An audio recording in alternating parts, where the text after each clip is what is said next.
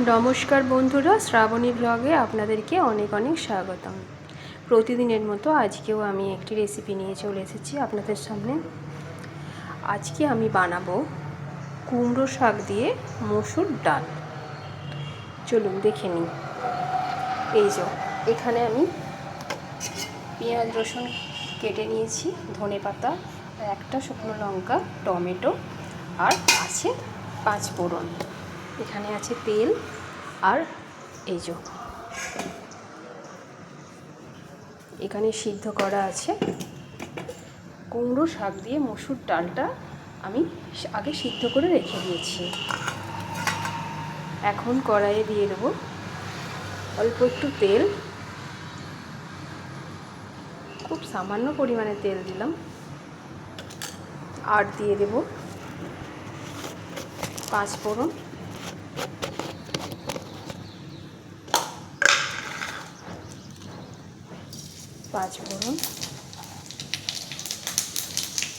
আর শুকনো লঙ্কা। যেহেতু আমার ঘরে একটা ছোট বাচ্চা আছে, তো পুপান সোনা আছে। পুপান সোনা তো ঝাল বেশি খায় না, ওই জন্যে একটাই লঙ্কা দিলাম। আপনারা চাইলে আর একটা দিতে পারেন। ফোড়নটা আমার হয়ে গেছে, এবার দিয়ে দেবো পেঁয়াজ রসুনটা।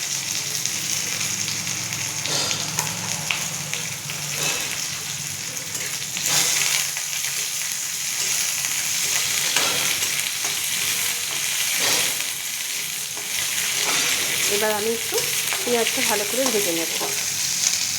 পেঁয়াজটা যত তাড়াতাড়ি ভাজা হয়ে যায়, তাড়াতাড়ি নরম হয়ে যায়, তার জন্য আমি দিয়ে দেবো একটু লবণ।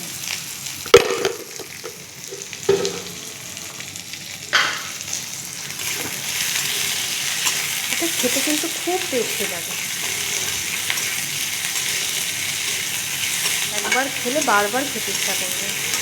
তবে হ্যাঁ, এটা কিন্তু মটর ডাল দিয়েও হয়।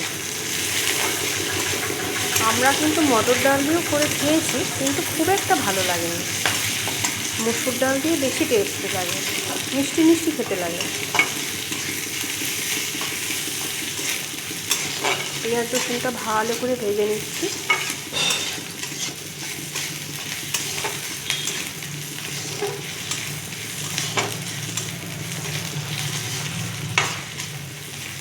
এবার আমি টমেটো কুচিটা দিয়ে দেবো।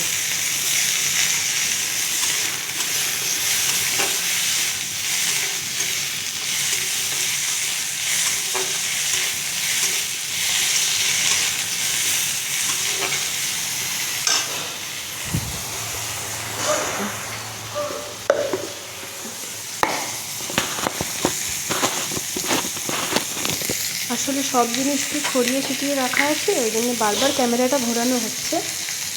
পরের দিন থেকে আমি চেষ্টা করব যাতে রান্নার দিকে ক্যামেরাটা রাখা যায়। এবার একটু আমি হলুদ গুঁড়ো দিয়ে দিলাম, পরিমাণ মতো দিয়ে দেবেন হলুদ গুঁড়োটা।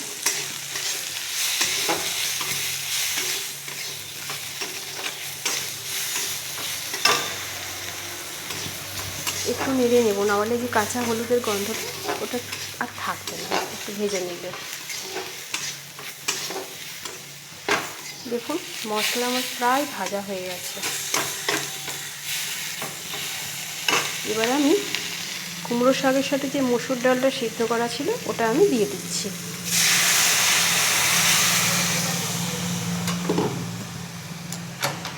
গরম লেগে গেছে হাতে।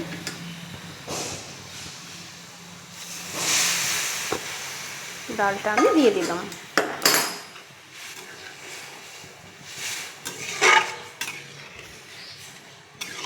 খুব চটজলদি বানানো যায়, খেতেও ভালো লাগে, বানানোও যায় তাড়াতাড়ি।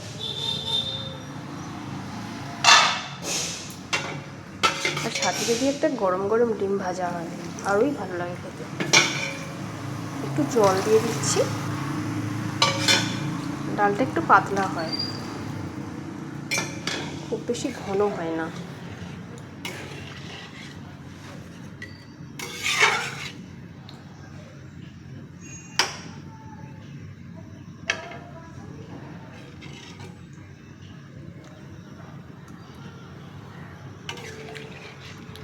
সিদ্ধ করার সময় তো আমি একটু লবণ দিয়েই ছিলাম, তা লবণটা মনে হয় একটু কম লাগছে, সেই জন্য আমি আরেকটু লবণ দিয়ে দিচ্ছি।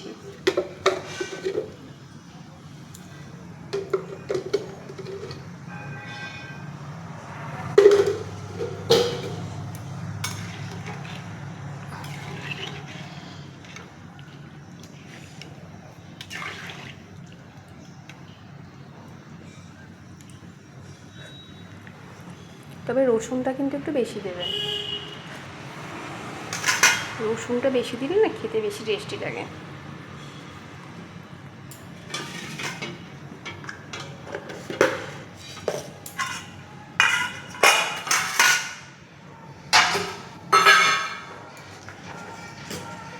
ডালটা একটু ফুটে গেলে এবার আমি একটু ধনেপাতা কুচিটা দিয়ে দিলাম, খুব বেশি নয়, সামান্য করে দিলাম, কেননা ডাল এতে তো কুমড়ো শাক দেওয়া আছে, তাহলে বড্ড বেশি শাক হয়ে যাবে।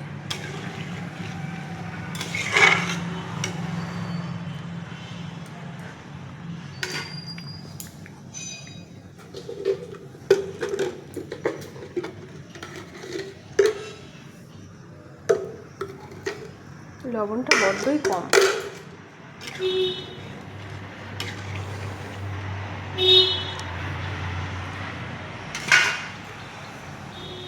কুমড়ো শাক দিয়ে ডাল কিন্তু আমার প্রায় কমপ্লিট, এবার একটু চাপা দিয়ে দেব।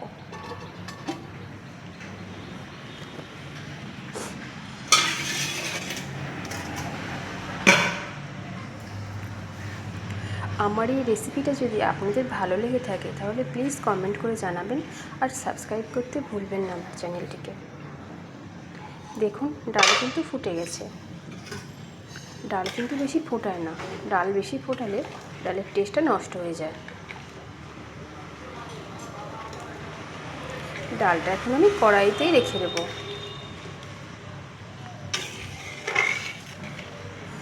এখন তো কারেন্ট নেই, তো জলও নেই।